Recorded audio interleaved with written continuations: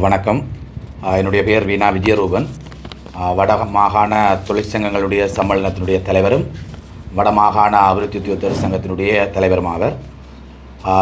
நாங்கள் இந்த ஊடக சந்திப்பை நடாத்துவதனுடைய பிரதான நோக்கம், நாட்டில் ஒரு நெருக்கடியான நிலை இருக்கின்ற பொழுதிலேயும் அதனை தாண்டிய வகையில் நீண்ட காலமாக தீர்க்கப்படாத எங்களுடைய பிரச்சனைகளை வெளி உலகத்திற்கு ஆணித்தரமாக பறைசாற்றுவதற்கேற்ற வகையில் நாங்கள் இந்த ஊடக சந்திப்பினூடாக ஒரு செய்தியை பதிவிட இருக்கிறோம்.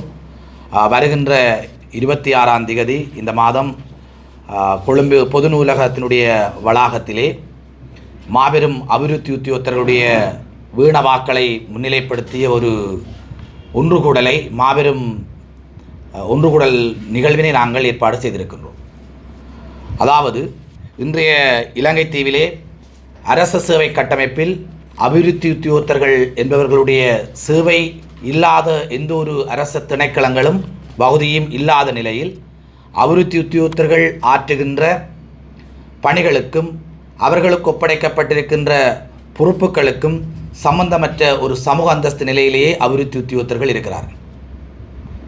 கடந்த 26 வருடங்களாக இந்த சேவை கட்டமைப்பு பூர்த்தி செய்யப்படாத ஒரு சேவை பிரமாண குறிப்பையும் அதனை தழுவிய வகையில் பல்வேறு குறைபாடுகளின் நிமித்தமான ஒரு சேவை கட்டமைப்பாக எங்களுடைய சேவை கட்டமைப்பு இருக்கிறது. இலங்கை தீவில் 1.5 லட்சத்தை கடந்த அபிவிருத்தி உத்தியோகத்தர்கள் இருக்கின்ற பொழுதும் எங்களுடைய நிலைமை மாறி மாறி வருகின்ற அரசாங்கங்களால் பல்வேறு வகையான சாட்டுப்போக்குகளையும் காரணங்களையும் கூறி எங்களுடைய நிலைமை மேம்படுத்தப்படாத நிலைமையில் இருக்கிறது. விஞ்ஞானபூர்வமாக ஏற்றுக்கொள்ளத்தக்க பூரணப்படுத்தப்பட்ட ஒரு சேவை பிரமாண குறிப்பை கூட நடைமுறைப்படுத்த முடியாத நிலைமை இந்த நாட்டிலே எங்களுடைய சேவை கட்டமைப்பில் மாறி மாறி ஆட்சிக்கு வருகின்ற அரசாங்கங்களால் மேற்கொள்ளப்பட்டு வருகிறது. எங்களுடைய சேவை பிரமாண குறிப்பையாவது பூர்த்தி செய்து தருவதன் ஊடாக எங்கள் மத்தியிலே காணப்படுகின்ற பலதரப்பட்ட பிரச்சனைகளை ஓரளவுக்கேனும் சீர் செய்து கொள்ளக்கூடிய நிலைமை எழுமென்ற விடயத்தை காலத்துக்கு காலம் பொறுப்பு வாய்ந்த தொழிற்சங்கங்களாக மாறி மாறி வருகின்ற அரசாங்கங்களுக்கும் அந்த துறை சார்ந்த அமைச்சர்களுக்கு நாங்கள் எடுத்து தெளிவாக ஆதாரத்தோடு சொல்லியிருக்கின்றோம். சம நேரத்தில் ஏனைய தொழிற்சங்கங்கள் பல போராடி தங்களுக்கான தொழில் உரிமங்களை பெற்றுக்கொள்வதற்கான வாய்ப்புகளை வழங்கியிருக்கக்கூடிய அரசாங்கங்கள் இந்த நாட்டில் அதிகூடிய அரச உத்தியோக பகுதியினராக இருக்கக்கூடிய அபிவிருத்தி உத்தியோகத்தினுடைய விடயங்களில் பாராமுகமாக இருப்பதும், நாங்கள் இவ்வாறான போராட்டங்களை எங்களுடைய உத்தியோகத்தர்கள் சார்பாக மேற்கொள்ள முனைகின்ற பொழுது இன்றைக்கு இருக்கக்கூடிய அரசாங்கமும் உடனடியாக முண்டியடித்து கொண்டு தாங்கள் ஏதோ ஒரு விடயத்தை நடைமுறைப்படுத்த முற்படுவதாக ஆளுங்கட்சியில் இருக்கக்கூடிய நாடாளுமன்ற உறுப்பினர்கள் அறிக்கைகளையும் செய்திகளையும் ஊடகங்களுக்கு முன்னால் வெளியிடுகின்ற விடயத்தை நாங்கள் அவதானிக்கின்றோம். ஆகவே இந்த அரசாங்கத்திற்கு பொறுப்போடு நாங்கள் சொல்லிக்கொள்வது, நீங்கள் இதய சுத்தியோடு உங்களுடைய தேர்தல் விஞ்ஞாபனங்களில் என்னென்ன விடயங்களை நீங்கள் வெளிப்படுத்தினீர்களோ அந்த விடயங்களில் ஓர் அங்கமாகிய எங்களுடைய விடயதானங்களில் நீங்கள் இதய சுத்தியோடு உங்களுடைய நல்லெண்ணங்களை வெளிப்படுத்துங்கள். வெளிப்படுத்துவீர்களாக இருந்தால் உங்களுடைய எதிர்காலமும் அல்ல உங்களுடைய ஆட்சியும் ஆரோக்கியமானதாக நகரும் என நாங்கள் நம்புகிறோம். இல்லையேல் இந்த ஆட்சியும் கடந்த கால ஆட்சியாளர்களுக்கு ஏற்பட்டது போன்று கசப்பான அனுபவங்களையும் கசப்பான பக்கங்களையுமே நீங்கள் சுமக்க வேண்டிய நிலைமைக்கு நீங்கள் தள்ளப்படுவீர்கள் என்று நாங்கள் கருதி கொள்கின்றோம். காரணம், இந்த அரசாங்கம் நாங்கள் அவ்வப்போது அடிக்கடி சொல்லிக்கொள்வது, தொழிற்சங்கங்களுடைய வலுவாலும் தொழிற்சங்கங்களுடைய பக்கபலத்தாலும் கட்டியெழுப்பப்பட்ட அரசாங்கமாக காட்சி கொடுத்தாலும் நீங்கள் முன்னுரிமை அடிப்படையில் இந்த அரசாங்கத்துக்கு நெருக்கடியை ஏற்படுத்தக்கூடிய தொழிற்சங்கங்களுடைய கோரிக்கைகளுக்கு செவிசாய்ப்பவர்களாகவே இந்த கடந்த ஆட்சிக்கு வந்ததிலிருந்து நீங்கள் செயற்பட்டு வருவதை நாங்கள் அவதானிக்கின்றோம். ஆகவே எங்களுடைய நியாயபூர்வமான இந்த கோரிக்கைகளை முன்வைப்பதற்கான ஒரு களமாக வருகின்ற 26ஆம் தேதி இந்த ஏற்பாட்டை நாங்கள் செய்திருக்கின்றோம். இந்த ஏற்பாட்டின் ஊடாக எங்களுடைய வழிகளையும் எங்களுக்கு இந்த அரசாங்கம் தர வேண்டிய தீர்வுகளையும் வேண்டியிருக்கின்றோம். அவை உரியவாறு எங்களுக்கு தரப்படாது விட்டால் எங்களுடைய போராட்டங்கள், எங்களுடைய உத்தியோகத்தருடைய வலி நிறைந்த கோரிக்கைகளை முன்வைத்ததாக அது பல்வேறு பரிணாமங்களில் முன்னெடுக்கப்பட இருக்கிறது. விசேடமாக நாங்கள் ஆளுங்கட்சியைச் சார்ந்த வடக்கைச் சேர்ந்த அரசியல்வாதிகளுக்கும் இலங்கை தீவிலே பொறுப்புமிக்க அமைச்சர்களுக்கும் சொல்லிக்கொள்வது, வடக்குக்கென விசேடமான பிரச்சனைகள் இந்த அபிவிருத்தி உத்தியோகத்தர் சார்ந்த பகுதியிலே இருக்கிறது.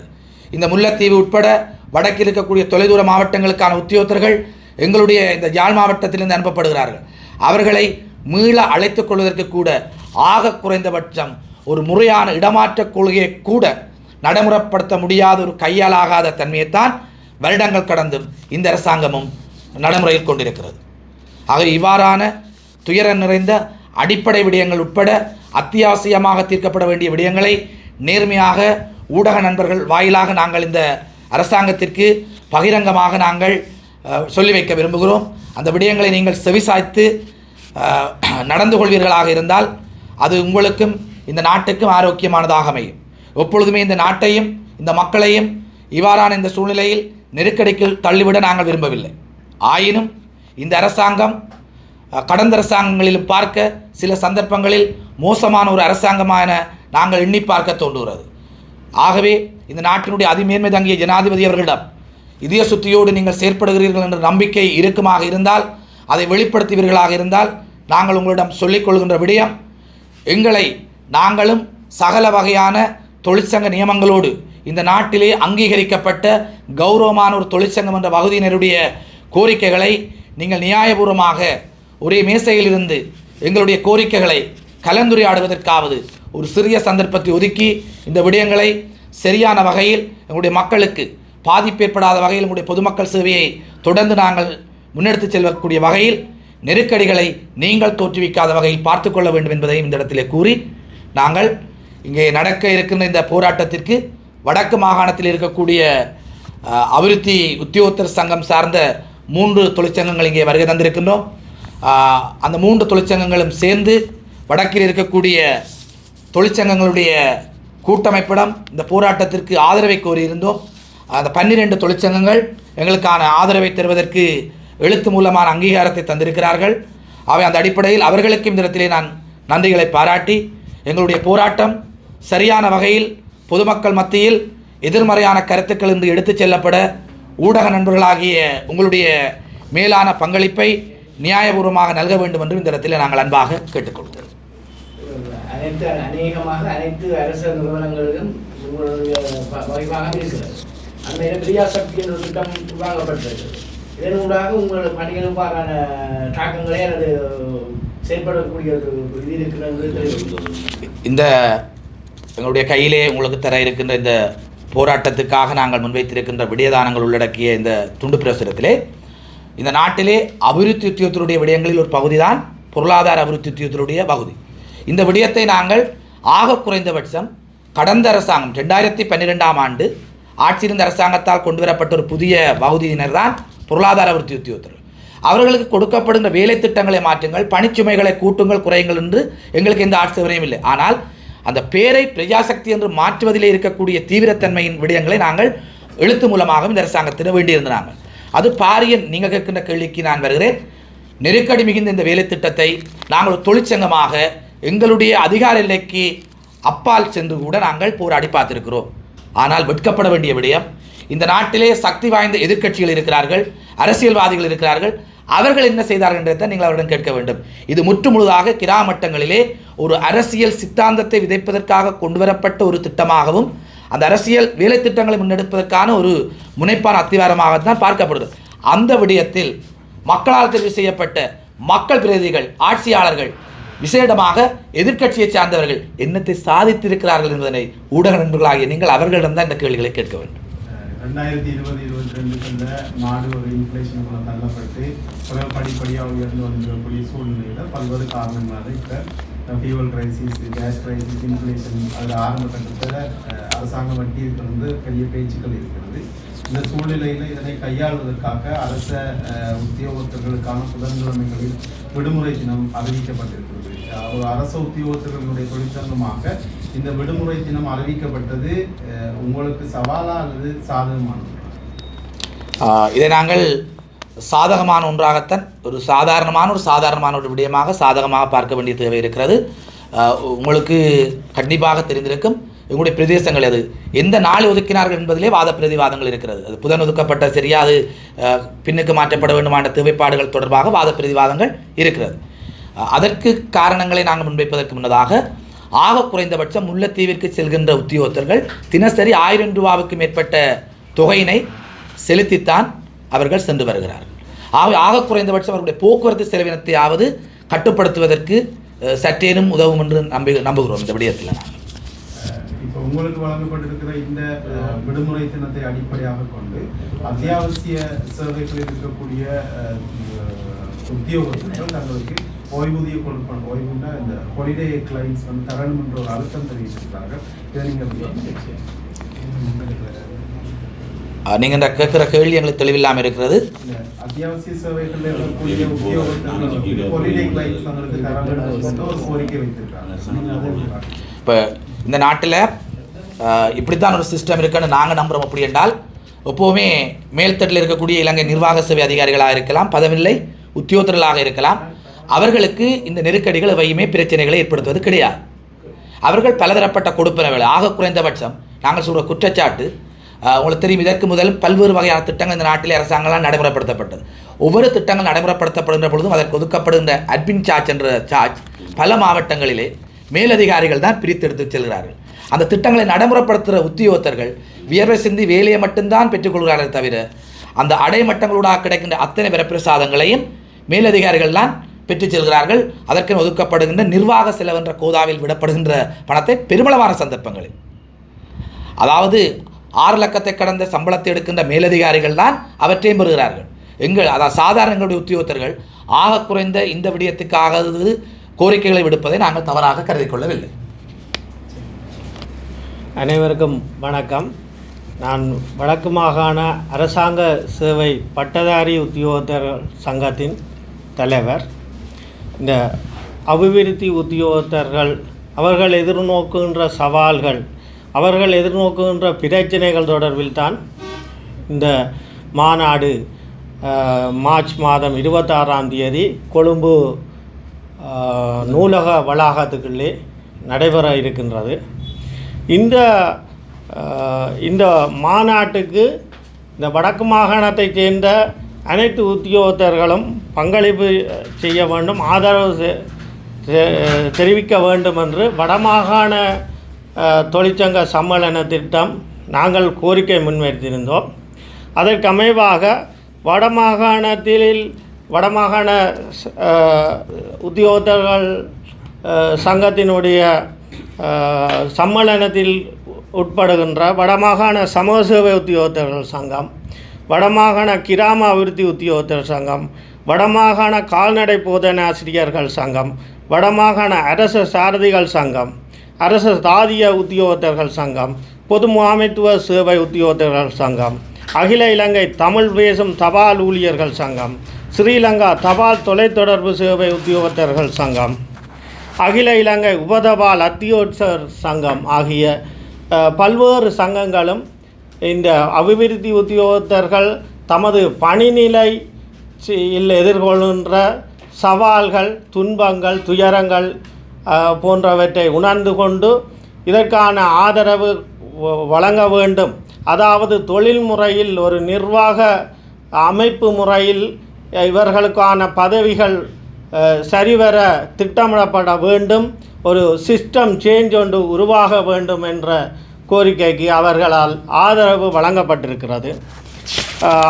அதன் அடிப்படையில் இப்பொழுது நாங்கள் சொல்லுகின்ற விடயம் என்னென்றால்,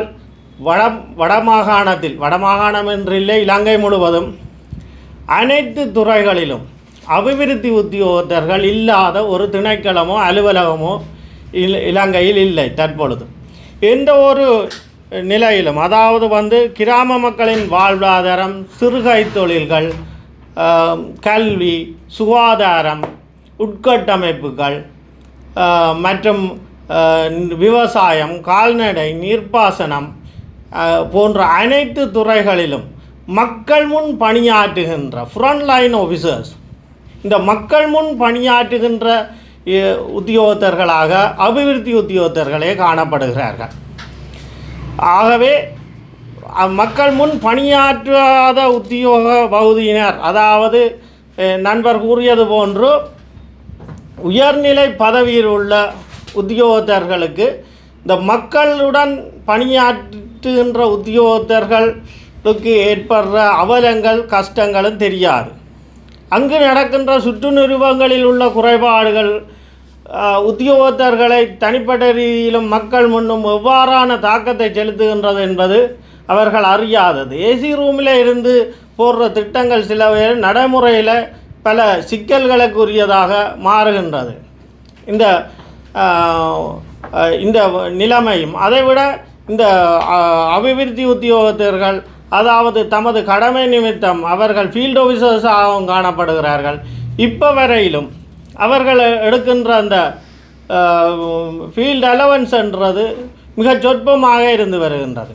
இப்போ வரையிலும் கிலோமீட்டருக்கு 2 ரூபா தான் மோட்டார் சைக்கிளுக்கான கொடுப்பனவாக இருந்துகின்றது. இன்றைய பெட்ரோல் விலை 400 ரூபாக இருக்கின்ற இந்த நேரத்திலும் அதிலே எந்த மாற்றமும் இல்லை. அதாவது இலங்கை சுதந்திரமடைந்த காலத்தில் இருக்கின்ற அரச கட்டமைப்பு நிர்வாக பொறிமுறையிலிருந்து சிறிய ஒரு மாற்றம்தான் இதுவரை அரச நிர்வாக கட்டமைப்பில் மாற்றம் பெற்றுள்ளது. அரச திணைக்களங்கள் சுண்ணாம்பு கட்டடத்தில் இருந்து இப்போ ஏசி ரூம்களாகவும் சொகுசாகவும் அந்த அரச உயரதிகாரிகள் பாவிக்கின்ற வாகனங்கள் லேண்ட் குரூசர் வரை அது உயர் ரகத்திலேயும் அமைந்திருந்தாலும் அரச நிர்வாக அமைப்பு முறை ஆரம்பத்திலே பிரித்தானியர்கள் விட்டு சென்ற அந்த அமைப்பிலிருந்து ஒரு சிறிய மாற்றத்துடன் இயங்கி வருகின்றது. பழுப்பு நிற காகிதங்களை தான் இப்பொழுதும் நாங்கள் சில ரெஃபரன்ஸுக்கு பாவிக்க வேண்டிய நிலையில் இருக்குது. அந்தளவுக்கு மோசமான ஒரு நிர்வாக கட்டமைப்பு. ஆகவே இந்த சிஸ்டம் சேஞ்ச் நடக்கும் என்று எதிர்பார்த்து வந்த இந்த அரசாங்கத்துக்கு நாங்கள் இந்த சிஸ்டம் சேஞ்ச் நடக்கும் என்று தான் பெருமளவான மக்கள் வாக்களித்திருந்தனர்கள். இந்த சிஸ்டம் சேஞ்ச் இன்னும் மாறவில்லை என்றதை நாங்கள் அரசாங்கத்துக்கு உணர்த்த விரும்புகின்றோம். இந்த அரசாங்கத்தை இப்பொழுது அமைத்து கொண்டவர்கள் எங்களுடன் கல்வி கற்றவர்களும் அதில் இருக்கிறார்கள். பல்கலைக்கழகங்களில் நாங்கள் புகையிரதத்தில் செல்லாமல் பஸ்ஸில் செல்லாமல் புகையிரதத்தில் செல்றதால மிச்சம் பிடிக்கிற 3 ரூபா 4 ரூபா காசில் எங்களுக்கு சாப்பாடை வாங்கி சாப்பிட்ட ஒரு பட்ஜெட்டை தயாரித்து மாதம் மகாபுலாவுக்குள்ள எங்களோட கல்வி செலவை ஈட்டிக்கொண்ட அதே எங்களுடைய நண்பர்கள் கூட இந்த அரசாங்கத்தில் இருந்து வருகிறார்கள். ஆகவே எங்களுடைய பிரச்சனைகள் அவர்களுக்கு தெரியும். இந்த பிரச்சனைகளை விளங்கிக் கொள்கிற பக்குவமும் அவர்களிடம் உண்டு. ஆகவே இந்த பிரச்சனைகள் எல்லாம் தெரிந்த இந்த அரசாங்கத்தில் இருக்கிறவர்கள் இந்த நிலைமையை மாற்றுவார்கள் என்று நாங்கள் அதிகமாக நம்புகின்றோம். இதன் அடிப்படையில் இந்த சிஸ்டம் சேஞ்சை செய்து அபிவிருத்தி உத்தியோகத்தர்கள் அதாவது அவர்களுடைய தொழில்முறை கட்டமைப்பு பணிசார் ஒழுங்கமைப்பு மிகவும் மோசமான நிலையில் இருக்கிறது. அது முன்னர் இருந்த அரசாங்கங்கள் அதில் பாராமுகமாக இருக்கலாம். அது அவர்கள் ரோயல் ஃபேமிலியில் இருந்து ஆட்சி செய்தவர்களாக இருக்கலாம். ஆனால் எங்களுடன் கைகோர்த்து எங்களுடன் சேர்ந்து இயங்கி வந்த இந்த அரசாங்கத்தை பிரதிநிதித்துவப்படுத்துகின்ற இந்த ஆட்சியாளர்களுக்கு எங்களுடைய அல்லல்கள் துன்பங்கள் அனைத்தும் தெரியும். ஆகவே விளங்கிக் கொள்ளவும் முடியும். இந்த அரசாங்கத்திடம் நாம் இதைத்தான் கோருகின்றோம். அதாவது உங்களுக்கு எல்லாம் விளங்கி இருக்கின்றது. எனவே நீங்கள் ஏசி ரூமில் இருந்து கதைக்கிற ஆக்களின் கதையை மட்டும் கேட்டுக்கொண்டு இந்த அபிவிருத்தி உத்தியோகத்தர்கள் மக்களுடன் அல்லாடுகின்றவர்கள், அதாவது ஒரு வெள்ளப்பெருக்கு வந்தாலும் முன்னுக்கு போய் வேலை செய்ய வேண்டியவர்கள், அதாவது எந்த ஒரு அரசாங்கம் கொடுக்கின்ற கொடுப்பனவை மக்களுக்கு கொண்டு போய் சேர்க்க வேண்டியவர்கள், எந்த ஒரு மானியத்தினையும் மக்களுக்கு கொண்டு போய் சேர்க்க வேண்டியவர்கள், எல்லா துறைகளிலும் முன்னாலே நின்று வேலை செய்ய வேண்டிய இந்த உத்தியோகத்தர்கள் சார்பில் அதிக கரிசனை காட்ட வேண்டும் இந்த அரசாங்கம் என்றதுதான் எங்களுடைய கோரிக்கையாக அமைந்து வருகின்றது. இந்த நியாயத்தன்மையை உணர்ந்து அதிகளவான தொழிற்சங்கங்களும் நம்முடன் இணைந்து கைகோர்த்துள்ள இந்த வேளையில் இதனை ஒரு சிறப்பான முறையில் முன்னெடுக்க வேண்டும் என்று மிக வினயமாக கேட்டுக்கொள்கின்றேன். அபிவிருத்தி உத்தியோகத்தர் சங்கத்தின் ஊடக சந்திப்பு இன்றைய தினம் யாழ் ஊடக அமையத்தில் இடம்பெற்றது.